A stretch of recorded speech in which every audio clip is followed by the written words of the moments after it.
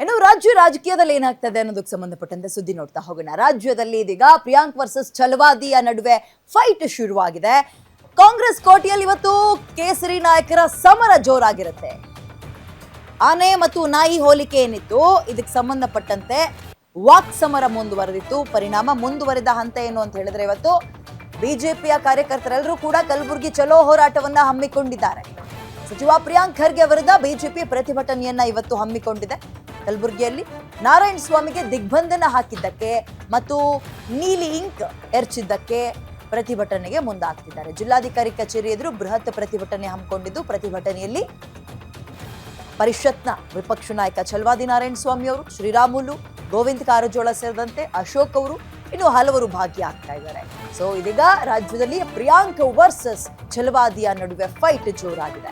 ಕೈಕೋಟೆಯಲ್ಲಿ ಇವತ್ತು ಕೇಸರಿ ನಾಯಕರ ಸಮರ ಜಿಲ್ಲಾಧಿಕಾರಿ ಆಫೀಸ್ ಮುಂದೆ ನಡೆಯುತ್ತೆ. ಕಲಬುರಗಿ ಚಲೋ ಹೋರಾಟವನ್ನ ಹಮ್ಮಿಕೊಂಡಿದ್ದಾರೆ. ಎಷ್ಟು ಸಂಖ್ಯೆಯಲ್ಲಿ ಕಾರ್ಯಕರ್ತರು ಜಮಾಯಿಸ್ತಾರೆ ಅಲ್ಲಿ ಮತ್ತು ಈ ಪ್ರತಿಭಟನೆಯ ಕಾವು ಹೇಗಿರುತ್ತೆ, ಎಷ್ಟು ಇಂಪ್ಯಾಕ್ಟ್ ಮತ್ತು ಎಫೆಕ್ಟಿವ್ ಆಗಿ ಮಾಡ್ತಾರೆ ಅನ್ನುವಂಥದ್ದು ಸದ್ಯಕ್ಕೆ ಪ್ರಶ್ನೆಯಾಗಿ ಉಳ್ಕೊಂಡಿದೆ. ಇದರ ನಡುವೆ ಯಾಕಪ್ಪ ಅಂತ ಹೇಳಿದ್ರೆ, ಇದೀಗ ಛಲವಾದಿ ನಾರಾಯಣ ಸ್ವಾಮಿ ಅವರು ಕೊಟ್ಟಂತಹ ಒಂದು ಸ್ಟೇಟ್ಮೆಂಟ್, ಟೀಕೆಗಳು ಎಲ್ಲವೂ ಸರಿ, ಬಟ್ ಅದು ಮುಂದುವರೆದಂತೆ ಪ್ರಾಣಿ ಪಕ್ಷಿಗೆಲ್ಲ ಹೋಲಿಸಿದಾಗ ಈ ಹಂತಕ್ಕೆ ಬಂದು ನಿಂತಿದೆ.